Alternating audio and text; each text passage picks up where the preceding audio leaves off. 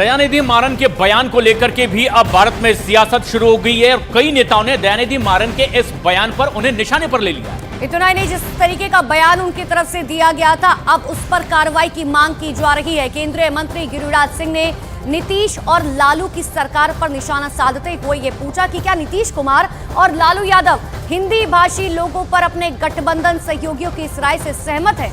और उन्होंने कहा है कि नीतीश कुमार को अब स्पष्ट करना चाहिए कि डीएमके और इंडी गठबंधन को हिंदी भाषी बिहारी भाइयों और बहनों से इतनी नफरत आखिर क्यों है।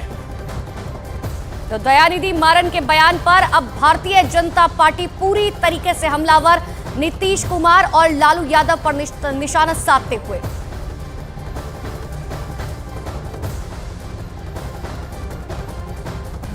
और दरअसल डीएमके नेता दयानिधि मारन ने कहा कि उत्तर भारत से आने वाले हिंदी भाषी सड़क और टॉयलेट साफ करते हैं। गिरिराज सिंह का अब हमला है। अपने गठबंधन के सहयोगियों की इस पर क्या राय है, क्या वो उनसे सहमत हैं? नीतीश कुमार को स्पष्ट करना चाहिए कि डीएमके इंडी गठबंधन के जो नेताओं का बयान है, हिंदी भाषी बिहारी भाई बहनों से आखिर वो इतनी नफरत क्यों करते हैं। जवाब चाहा है गिरिराज सिंह ने नीतीश कुमार से।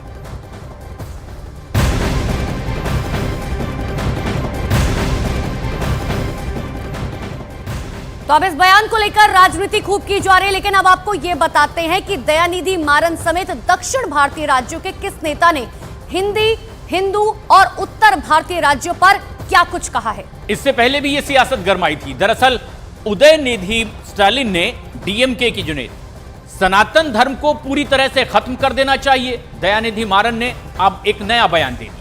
अब बताते थे कि दयानिधि मारन ने दरअसल क्या कुछ कहा। उन्होंने कहा कि यूपी बिहार के हिंदी भाषी लोग तमिलनाडु में सड़क और टॉयलेट साफ करते हैं। और इसके अलावा डीएनवी सेंथिल कुमार डीएमके के नेता, इनका बयान, हिंदी राज्यों को हम आमतौर पर गौमूत्र राज्य कहते हैं। ये आपको अलग अलग बयान बता रहे कि आखिर कौन से वो विपक्ष के नेता है जो अलग अलग लगातार बयान इस तरीके के देते आए हैं। अब कांग्रेस के रेवंत रेड्डी की ही बात कर लीजिए। उनका कहना था कि तेलंगाना का डीएनए बिहार के डीएनए से बेहतर है। और इसके अलावा बयानबाजी में डीएमके के नेता ए राजा भी पीछे नहीं। उनका बयान था, सनातन पूरी दुनिया के लिए खतरा है। सनातन की तुलना एड्स और कुष्ठ रोग से की थी। इतना ही नहीं, प्रियंक खरगे की बात करें, उन्होंने कहा कि जो धर्म समान अधिकार ना दो वो बीमारी की तरह हो जाता है। इसके अलावा स्वामी प्रसाद मौर्य भी विपक्ष के एक नेता, इन्होंने भी एक बयान दिया और कहा हिंदू धर्म नहीं बल्कि धोखा है। तो इसी तरीके के बयान तमाम उन नेताओं की तरफ से दिए गए जो हम आपको लगातार बता रहे हैं, लेकिन इन सब के बीच में दयानिधि मारन की तरफ से जो बयान दिया गया है, अब उसको लेकर सियासत गर्मा गई है। भारतीय जनता पार्टी लगातार हमलावर है और बीजेपी के ही नेता जितिन प्रसाद ने ट्वीट कर इंडी गठबंधन दलों पर हमला बोला।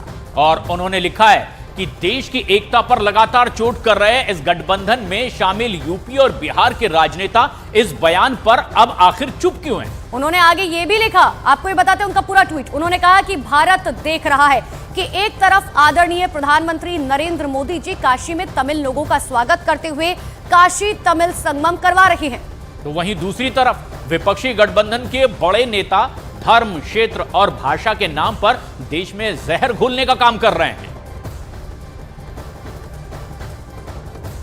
जितिन प्रसाद का यह बयान सबसे अहम भी है। इससे पहले भी सनातन और फिर उत्तर भारतीयों पर दिए गए बयान के बाद से ही डीएमके बीजेपी के लगातार निशाने पर है।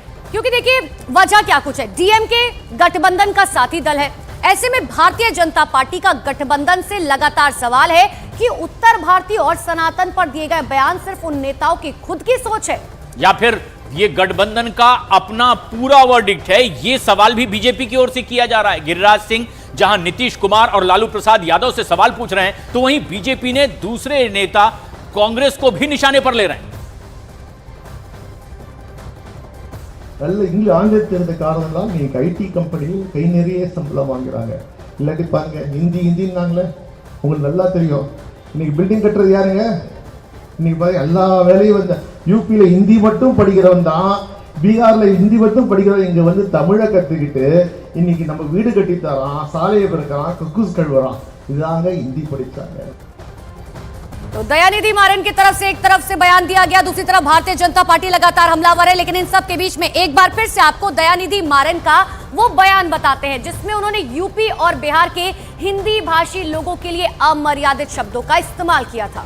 डीएमके नेता दयानिधि मारन ने बयान दिया कि दरअसल जो हिंदी भाषी हैं उत्तर प्रदेश और बिहार से आते हैं, तमिलनाडु में सड़क और टॉयलेट साफ करने का काम करते हैं। ये आपको बता रहे, देखिए दयानिधि मारन का ये बयान। उन्होंने कहा कि जो लोग अंग्रेजी सीखते हैं उन्हें आईटी में अच्छी नौकरियां मिलती है, लेकिन जो लोग केवल हिंदी सीखते हैं, ये आपको आधा आधा बयान दिखा रहे ताकि आप समझ सके कि आखिर उन्होंने क्या कुछ बोला। प्रशांत, उन्होंने आगे कहा है कि जैसे यूपी और बिहार के लोग वो तमिलनाडु में आकर के निर्माण कार्य, सड़क और शौचालयों को साफ करने का काम करते हैं। डीएमके नेता दयानिधि मारन का ये बयान।